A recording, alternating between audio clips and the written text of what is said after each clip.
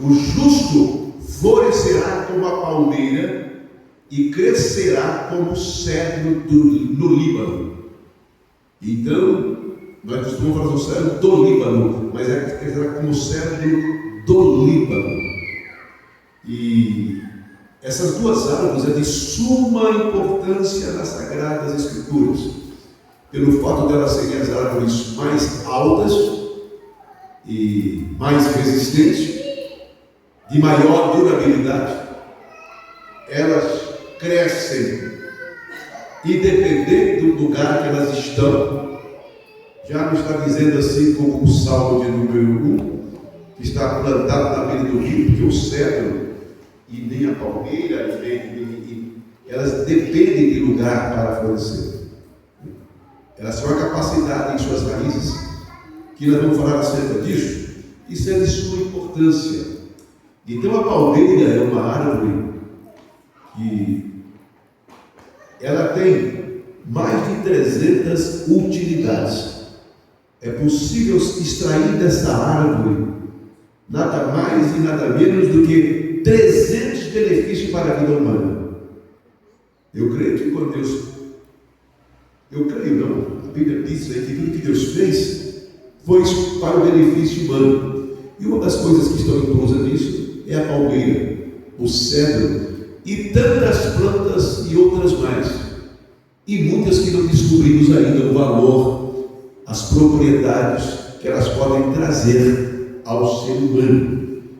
E esta árvore, ela é simbolizada ao homem e à mulher que teme a Deus, tanto a palmeira como o cedro. O cedro ele tem o seu valor porque ele é madeira de lei. Não é como a madeira de palmeira, que é a madeira mais frágil. A palmeira, ela é uma planta que não é de tanta durabilidade como o cedro, mas o cedro é diferente. É do cedro que se faz os navios. O mastro dos navios da antiguidade tem que ser feito de cedro, porque é a madeira mais resistente que existia.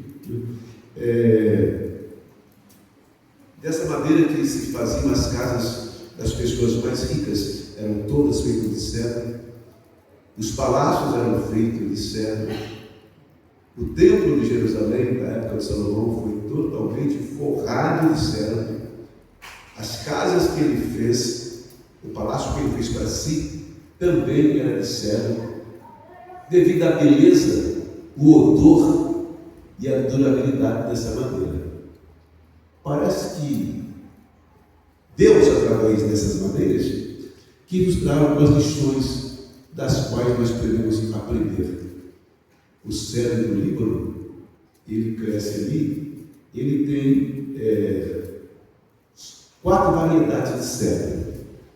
São cada um de uma maneira, de uma família de cedros, os cedros que são criados ali no Líbano, né?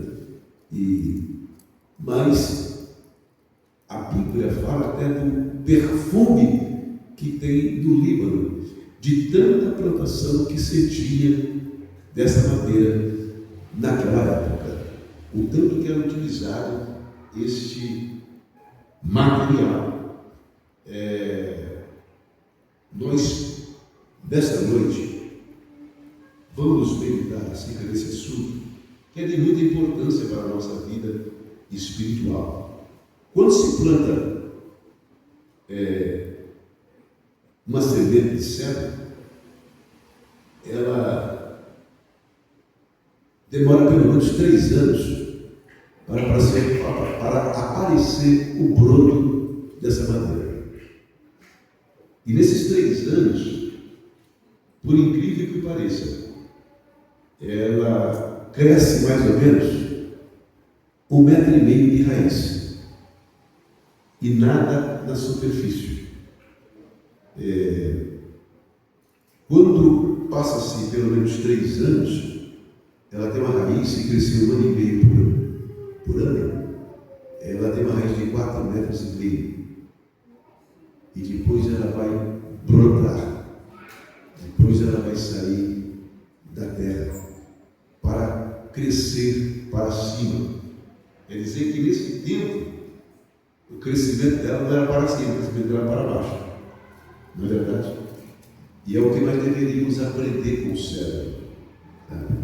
Às vezes nós estamos preocupados com aquele crescimento acima da superfície. E nós estamos esquecendo de valorizar o crescimento que está abaixo da superfície. Nós nos preocupamos muito com aquilo que aparece, que os homens veem. Mas esquecemos daquilo que só Deus vê. E não estamos preocupados. Nós estamos preocupados com aquilo que vai sofrer toda a intempérie do mundo. Mas não estamos valorizando aquilo que vai dar um sustento, vai nos dar a durabilidade para aguentar os chacoalhões da vida. O Líbano é uma terra de muito vento, muita ventania. Como eu disse para vocês, o cedro é uma planta que ela é cultivada nas montanhas. E as montanhas onde se planta aquilo venta muito. 3 coisas que acontecem ali. E o cedro sofre com isso por causa da altura, por causa do vento e por causa das geadas. Essas 3 coisas aparecem demais ali. E parece que isto vem trazer ao cedro algum prejuízo, e não vai trazer, vem trazer qualidades, vem trazer probabilidades de resistência àquela madeira. O vento que sopra ali no Líbano, ele faz com que aquelas árvores, desde pequenininha, fininha, elas têm esse movimento de dia e de noite. O vento soprando, ela vai lá embaixo e volta, ela vai lá embaixo e volta. Quando se vai construir um navio, eles procuraram a madeira que sofreu mais essa consequência. Por quê? Essa madeira, quando ela se tornar um navio, ela vai ter que enfrentar temporais, ventanias dentro do mar. Essa madeira às vezes vai ter que torcer, mas com o tempo ela se tornou uma madeira flexível, e ela aguenta esse tipo de intempéries.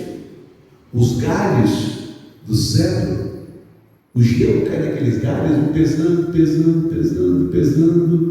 e vai até onde o peso empurrar, mas não quebra.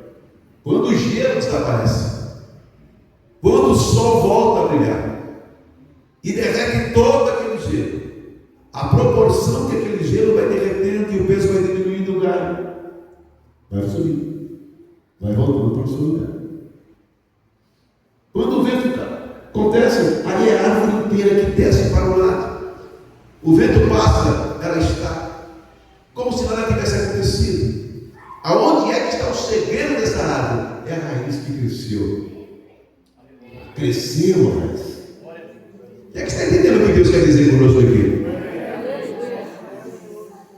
Primeiro nós precisamos aprender isso, a crescer para baixo e não crescer para cima. Porque se crescer muito para cima, não, o vento vem.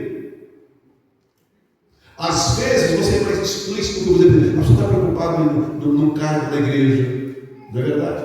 Num trabalho na igreja, na posição ministerial, mas não tem a consciência dos ventos que sopram.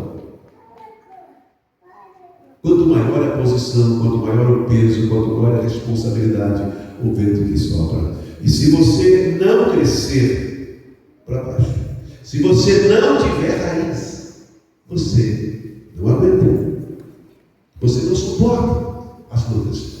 A vida cristã, em todos os seus aspectos, tem que ser visto dessa maneira. A minha preocupação, primeiro, é crescer naquilo que não aparece, naquilo que ninguém vê. É muito perigoso nós ficarmos preocupados com aquilo que se vê, porque é aí que o inimigo ataca, é aí que o inimigo vai tentar te derrubar. E se você não tiver raiz, se você não soube crescer abaixo da superfície, as coisas ficam complicadas. Amém? Deus vai ter que, ou nós temos que permitir para Deus trabalhar no nosso temperamento, da nossa personalidade. no nosso equilíbrio emocional, na maneira com que devemos agir diante das intempéries e dos problemas da vida. Deus precisa trabalhar o nosso caráter. Oh, Senhor, me faz um pregador. Irmãos, ser pregador do Evangelho, na realidade, é enfrentar o diabo de cara a cara. Se existe uma coisa que o diabo não quer, que você pregue o Evangelho. E principalmente você queira, se for um pregador sincero e fiel a Deus. Se for um homem que coloca a sua vida no altar para pregar a verdade, é aí quem vai incomodar o diabo. Se não tiver crescido, se não tiver raiz, é levantar para cair. Nós precisamos entender essas verdades espirituais. Aquilo que aparece, aquilo que se vê aparente, tem que ter um percentual muito pequeno daquilo que não se vê. Nós precisamos aprender ou permitir que Deus trabalhe nesse temperamento que nós temos. A Bíblia nos dá recurso para isso. Se você for para a Epístola aos Gálatas, capítulo 5, você vai ver ali os frutos do Espírito: a paciência, a bondade, a longanimidade, a mansidão, a temperança, a fé e assim por diante. Para que isso aconteça em nossas vidas, nós temos que entrar no nosso quarto. Isso aí ninguém vê. Isso aí não dá ibope.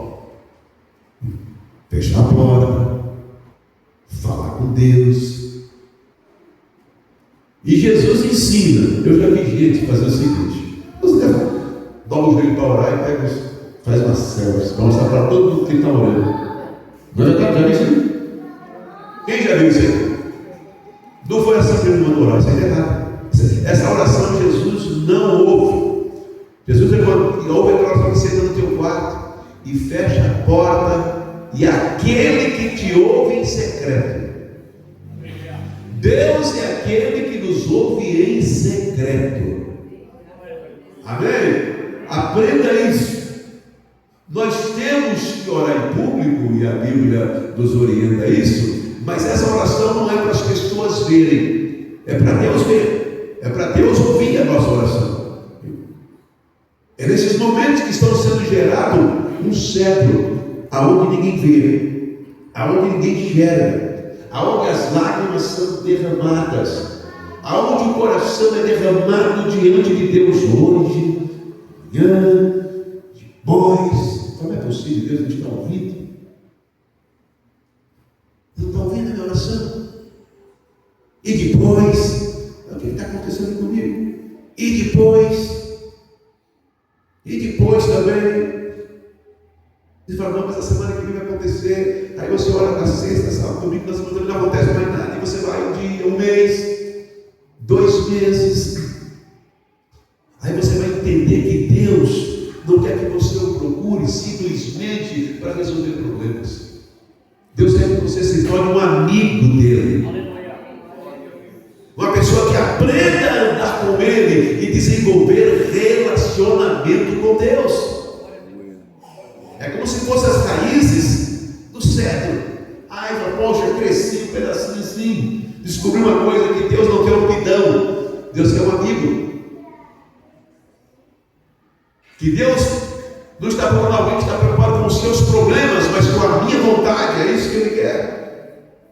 E se você fizer a vontade de Deus, esqueça dos seus problemas, porque cada um deles Ele vai resolver. É assim que Deus faz. Isso é difícil aprender. Como é difícil. Você vai dobrar o joelho e vai orar, e você vai ver que 90% das nossas orações, como é que é?